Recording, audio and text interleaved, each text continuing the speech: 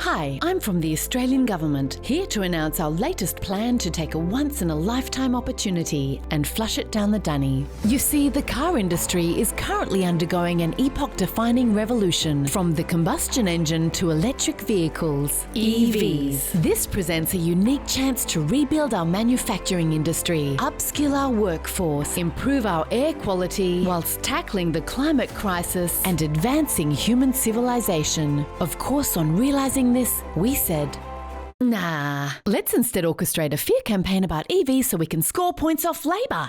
Remember how we told you their EV policy would end the weekend because EVs can't tow your boat? Well, here's an EV towing a boat. And here's one beating a race car whilst towing another car. Here's one towing a train. And here's another one towing a jetliner. But hey, our bull helped us win the last election. And that's why we're now ready to unveil our own EV policy. Introducing the Future Fuels Strategy, or FFS for short. And no, that's not satire. It's what we really called it. Checkmate, honest government ad heads. Does our EV policy include incentives to help you afford an EV? No, that would make us like governments that actually encourage EVs, like Norway, which exempts them from paying taxes, road tolls and parking fees. That's why EVs now make up 75% of new car sales there. And other countries with EV incentives are catching up. In Australia, we haven't even reached 1%, a bit like our vaccine rollout. FFS. Does it recommend electrifying our government fleet, like the US government just committed to, and which would kickstart a second-hand market of more affordable EVs? Yes. Are we going to do it? Nah. FFS. Does it set a target to phase out sales of new petrol and diesel cars like other countries have by 2030? 35? 2040?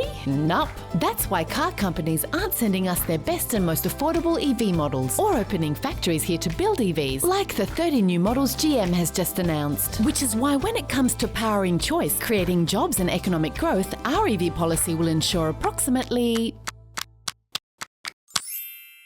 all. There are many more reasons why we should be supporting EVs that strengthen our national security by making us less dependent on foreign oil, that save us tons in health costs to treat illnesses linked to car exhaust fumes, such as dementia and mental illness in kids. They're even linked to lower IQ, which might explain why you keep re-electing us. And of course, they're key to tackling the climate crisis since transport is the third biggest source of emissions in Australia, most of it from cars. But why do all that when instead we can prolong our dependence on oil, make us the dumping ground for the world's dirtiest, least efficient cars, make your kids sicker and dumber, and make us the world's biggest losers by failing to embrace a new technology? FFS. The best part of our total lack of leadership on EVs is that it allows other to come up with dumbass policies. Hello, I'm from the Victorian Government, where we're about to introduce a tax on EVs. Yep, while the rest of the world is scrambling to help people afford their first EV, we're slapping another $5,000 onto their lifetime cost. We're saying we need this tax to pay for roads since EV drivers won't pay tax on petrol. To which you might say, hey, that's like taxing ex-smokers for no longer paying tax on tobacco. You might also say, the fuel excise hasn't directly funded roads since 1959, and besides, it's a federal tax. To which we say, correct. This is just a grubby cash grab. That's what's most important. And that's what must be done.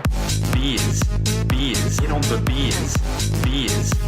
Hurry, we'll be voting on the EV tax soon. So unless you contact your local MP to stop this bullshit, we'll become the first government in the world to make it harder to afford an EV. Victorian Government and Australian Government. We stopped these.